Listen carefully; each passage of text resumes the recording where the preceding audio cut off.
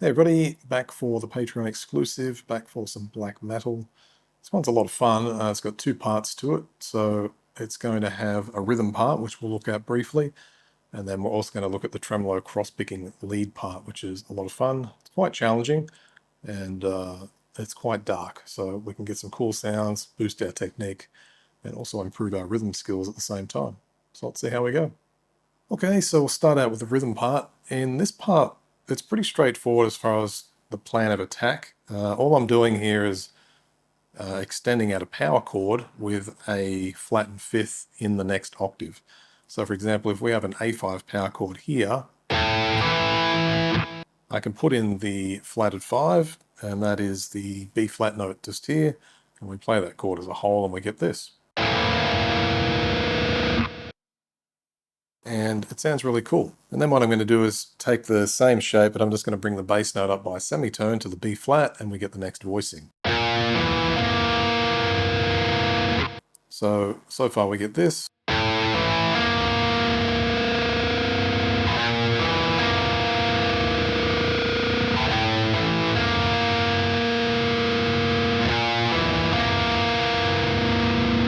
So nice and sinister sounding. Our last voicing is actually identical to the A voicing, we just move it down into the second position.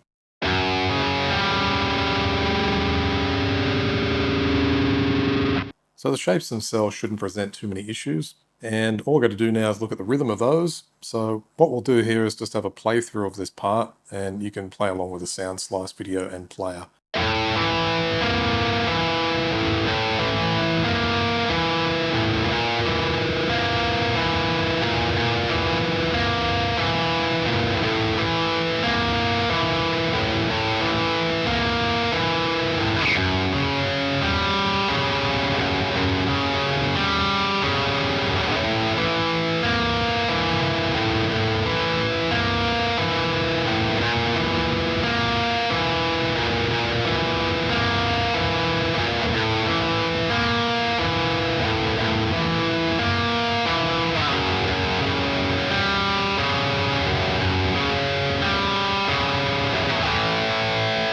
And the piece ends on an open power chord. The lead guitar actually ends on a higher octave A power chord.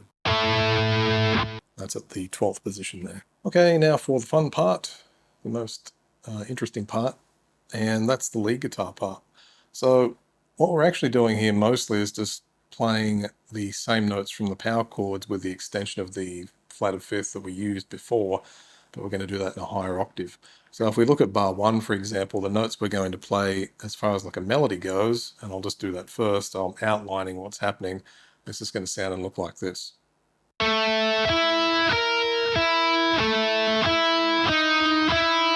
And I just realized too that with that extension interval from the power chords, it's actually the minor second interval in the higher octave. So in the case of the A, it's actually the B flat note, which I said before, but that is actually the minor second interval. So apologies there, I kept thinking it was the tritone when it's actually not. Still sounds cool though. So for the melodic part of it, we're going to be using that minor second interval in the higher octave from the A power chord. So we have the notes A, E, B flat, and we're also going to introduce the flatted fifth towards the end, and that's at the 13th fret. So when I play that melody, that's the minor second, and that's the flatted fifth just there. Now as far as the rhythm goes, it's written down as 30-second notes, but it's kind of weird because in addictive drums, the tempos are a bit funky sometimes, so I end up basically having to double up on the duration. So in this case, it's 30-second notes, but you could easily interpret the beats per minute as 160 playing 16th notes. In this case, we're at 80 beats per minute playing 30-second notes. So let's have a bit of a playthrough of just the first bar to have a look and get a bit of a feel for how that's going to work.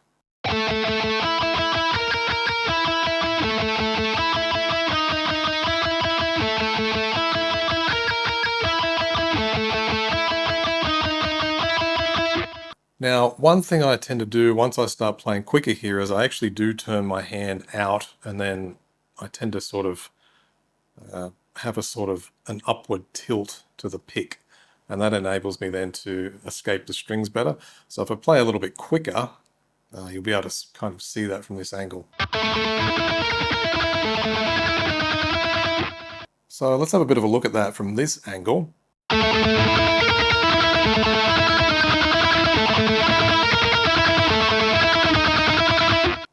As you can see there, the pick, if I turn that around a bit, not like that, it's actually sort of turning out, and then my hand is actually turning out as well. So that's just something you can experiment with. It doesn't have to be done that way, but it's a useful option if, like, for someone like me who kind of struggles. Once I get to the top strings, I do tend to find I get kind of caught in the strings a bit. I'm also using the Dunlop Flow pick, which is a 2.0. It's quite a smooth pick as well. It's heavy as well, and that helps me to pick through. So you can experiment with those things. Always experiment with pick angle and you know, the position of the hand as far as the tilt. So that's kind of parallel, tilt out, or tilt back. And you might be surprised. Even starting on an upstroke can be helpful at times. I don't know in this case for me whether it would work. Not really. So I'd much prefer to start this on a downstroke, but you might find an upstroke works better for you. So let's move on to the next bunch of notes, and this time we're doing the B flat. We'll loosely call it an arpeggio, which it really is, but it's a very small arpeggio because there's not a lot of notes in it. So we have B flat E, and then we have the flat of fifth for the E note, which actually becomes the octave of the root note, which is kind of interesting. And it essentially just repeats then in the higher octave. So we have B flat E, B flat E.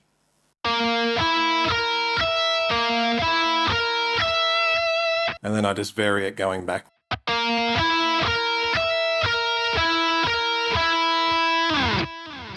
So I guess as far as the note sequences go, nothing really too bad or too hard.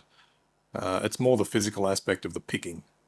One other thing to note too is that if you just make sure, I've got the fret wrap on, but I tend to just use that just for any noises behind the nut.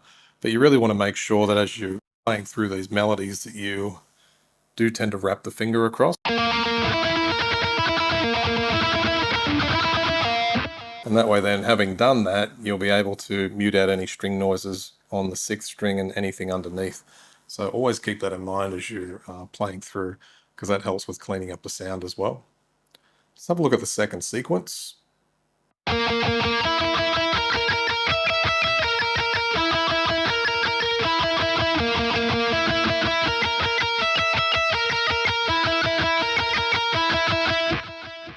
Also note that when I play slower, I tend to revert back to a more parallel approach, and that's just because I don't have to, well, I'm not required to have that tilt out sort of pick pointing up sort of technique to get the result I want at that tempo. And then moving on, we're just going to play the same thing in bar 1 as bar 3, so that's pretty straightforward.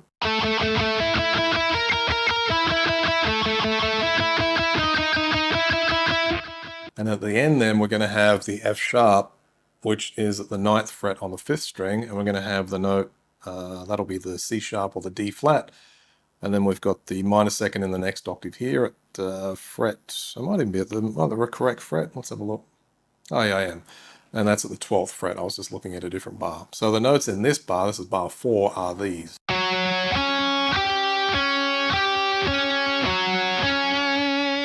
So it can be useful to play these as not as like such physically demanding sequences. At first, you can actually just arpeggiate one note per beat, or actually one note per half a beat, I should say, in this case. So for example, we might do something like this.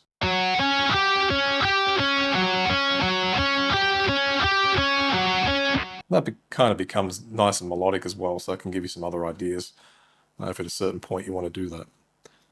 So our sequence would sound like this.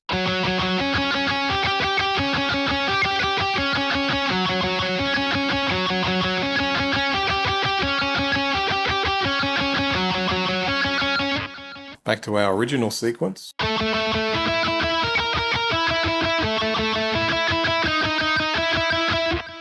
And then our second sequence, starting on the B flat root.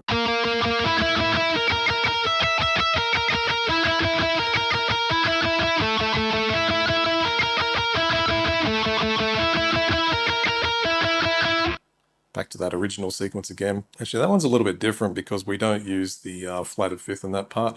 But then at the end, there's a very slight difference at the end. And you'll see that in the transcription. So it's going to work like this.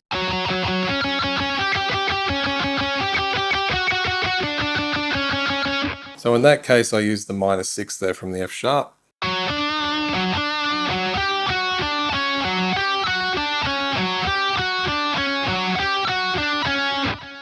Think of a -6 as just one semitone higher than a power chord fifth, so it's the power chord. -6, 1 fret higher. Power chord, -6. It's quite a common interval in metal that you'll come up against. And then, as I stated previously there, the open A5 power chord at the end just to end things off. So let's have one giant playthrough, because this will be at a slower tempo anyway, and start off. I wouldn't start off too slow. It doesn't hurt to be a bit sloppy, just so you want to kind of boost and upgrade your speed a bit. Being too safe, you'll never tend to get faster because you'll always be in the safe zone. So it's important to sort of crash and burn a bit, as I like to say. Okay, so let's have one big playthrough for the end.